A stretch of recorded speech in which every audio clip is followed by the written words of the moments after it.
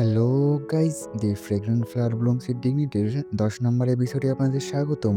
যারা এর আগের এপিসোডগুলো এখনো দেখেন নাই, তারা আমার ডিসক্রিপশন বক্সে লিঙ্ক দেওয়া থাকবে, সেইখান থেকে দেখে আসুন। তো এপিসোডের শুরুতেই আমাদের দেখানো হয় রেন্তারোরা সবাই মিলে পড়াশোনা করার জন্য আসে, আর উসামি এসে অনেক খাবার অর্ডার দেয়। সাকু বলে এইসব কিছু খাবে, আয়াতো বলে আর এমনিতেও তুমি দেরি করে এসেছো। উসামি বলে আমাকে ক্ষমা করো, কিন্তু আমি অনেক ক্ষুধার্ত। আচ্ছা, তোমরা কি অর্ডার করবে? হোসিনা বলে আমি স্যান্ডউইচ নিব। আর হোসিনা সান তাদের সাথে ফ্রি হওয়ার চেষ্টা করতে থাকে। ও আগুরিসান বাছাই করতে পারে না সে কোনটা অর্ডার করবে। সে রিন্দারোকে বলে তুমি কোনটা অর্ডার করবে। তারপরে তারা দুজন খাবার বাজার করতে থাকে এবং সাকুয়ারা এত তাদের দেখে খুশি হয়। তখনই উসামি বলে আজকে খাবার খেয়ে পড়াশোনা শুরু করব। এটা শুনে সবাই বলে হ্যাঁ। তারপরে সিন শিফট হয় এবং আমাদের দেখানো হয় তাদের খাবার খাওয়া শেষ হয়ে যায় এবং ওয়াগুরিসান বলে তাহলে পড়াশোনা শুরু করি। ওশিনা তার কাছে এসে বলে উসামি কুন। ওয়াগুরিসান দেখে উসামি ঘুমিয়ে পড়েছে। সাকু তাকে ডাকতে থাকে কিন্তু সে উঠে না। রেন্তারও বলে সে এক্সামের জন্য রাত জেগে পড়াশোনা করছে। এটা শুনে ওয়াগুরিসান উসামিকে ডাকে আর বলে রেস্টুরেন্টে ডিজার্ট আছে, এটা শুধু সীমিত সময়ের জন্য, তুমি পড়াশোনা শেষ করে এটা নিতে পারবে। এটা শোনার সাথে সাথে উসামি উঠে যায় আর বলে আমি উঠে পড়েছি, আমি আমার বেস্ট দেব। এইটা দেখে রেন্তারোরা বলে তাদের দিকে মা এবং ছেলের মতন লাগছে। ওয়াগুরিসান রেন্তারোকে বলে তোমার যদি কোনো সমস্যা হয় তাহলে আমাকে জানাবে। রেন্তারো বলে ঠিক আছে, কিন্তু আমি আগে নিজে থেকে ট্রাই করতে চাই। তখনই আয়াতো বলে তুমি জানো রেন্তারো টিফিন টাইমে পড়াশোনা করে। রেন্তারো বলে আরে আমার সম্পর্কে বলা বন্ধ করো। এরা বলে সে ওয়াগুরিসানকে বলে আমি তোমাকে বিরক্ত করতে চাই না, সেই জন্য আমি নিজে থেকে পড়ার চেষ্টা করছি, কিন্তু আমার কোনো জায়গায় সমস্যা হলে আমি তোমাকে জিজ্ঞাসা করে নেব। ওয়াগুরসান বলে হ্যাঁ নিশ্চয়ই। আর অন্যদিকে হোসনা সান তার পড়াশোনা করতে থাকে। সে সামনে তাকিয়ে দেখে উসামি তার বইয়ের দিকে অদ্ভুতভাবে তাকিয়ে আছে। সে বলে কোনো কিছু হয়েছে? উসামি বলে হোসনা সান এইটা কি?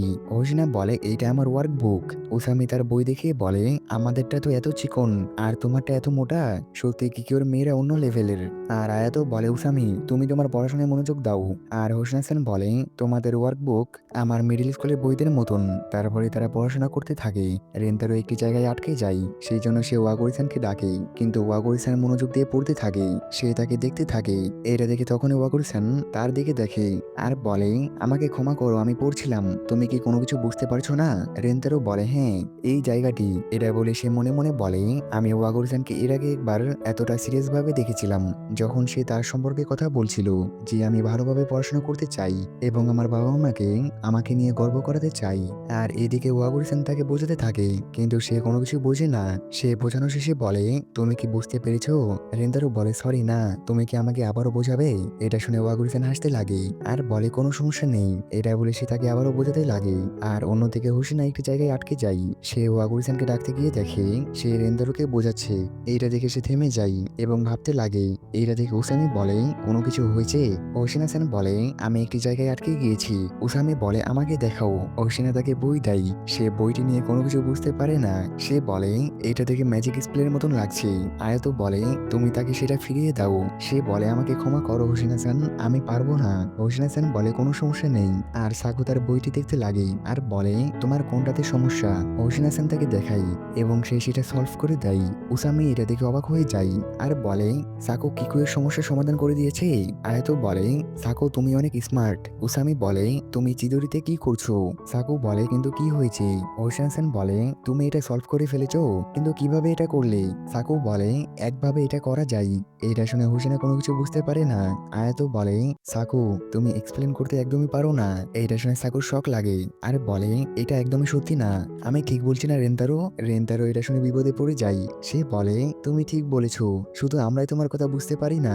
এটা শুনে সাকুর আরো মন খারাপ হয়ে যায় এবং সে হোসেনের বই নেয় আর বলে আমি এখন তোমাদের দুজনকে বোঝাবো, তোমরা দুজন মনোযোগ দিয়ে দেখো। এইটা বলে সে বোঝাতে লাগে। বোঝানোর পরে সে বলে তো তোমরা বুঝতে পেরেছো, কিন্তু তাদের তার সব কথা মাথার উপর দিয়ে যায়। এইটা দেখে সে লজ্জা পেয়ে যায় এবং পাশ থেকে তারা তাকে বোঝাতে থাকে।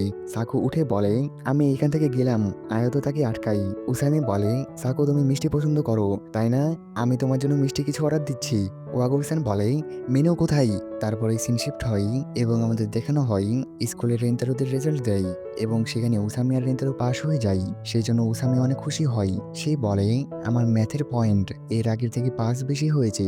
এইটা বলে সে লাফাতে লাগে। তখনই তার ক্লাসমেটরা তাদেরকে ধরে আর বলে, কি হচ্ছে, তোমরা আবারও এক্সামে পাশ হয়ে গিয়েছো কিভাবে? উসামি বলে, সরি গাইজ, আমাদেরকে এখন ট্যালেন্টেড টিচার পড়াচ্ছে। তারা বলে, সাকু। এটা বলে তারা সাকুর কাছে চলে যায় এবং বলে, এর পরের বার থেকে তুমি আমাদেরকেও পড়ায়ও। তখনই ক্লাসে স্যার আসে এবং তাদেরকে বলে, তোমাদের ফাইনাল এক্সাম শেষ হয়ে গিয়েছে আর গরমে ছুটি আসতে চলেছে। তো এবার তোমরা সবাই গরমের ছুটিতে কি কি করবে? এইটা শুনে সবাই নিজেদের নিজেদের মতামত দিতে লাগে। সবকিছু শোনার পরে স্যার বলে, তোমরা এবার অনেক মজা করো। তখন একজন বলে, হোমওয়ার্কের কি হলো? স্যার বলে, এবার তোমাদের হোমওয়ার্ক দেওয়া হবে না। আমি চাই তোমরা সবাই নিজেদের জীবন এনজয় করো। তোমরা সবাই এখন বড় হয়ে গিয়েছো এবং নিজেদের স্কুল জীবনের সুন্দর সুন্দর মেমোরি তৈরি করো। এটা শুনে সবাই অনেক খুশি হয় আর বলে, স্যার আপনি অনেক ভালো। তখনই স্যার বলে, যারা ফেল করেছো তাদের এক্সট্রা ক্লাস হবে। এটা শুনে যারা ফেল করেছে তারা বলে, স্যার আপনি অনেক খারাপ। তারপরে আমাদের দেখানো হয় স্কুল ছুটি হয়ে যায়।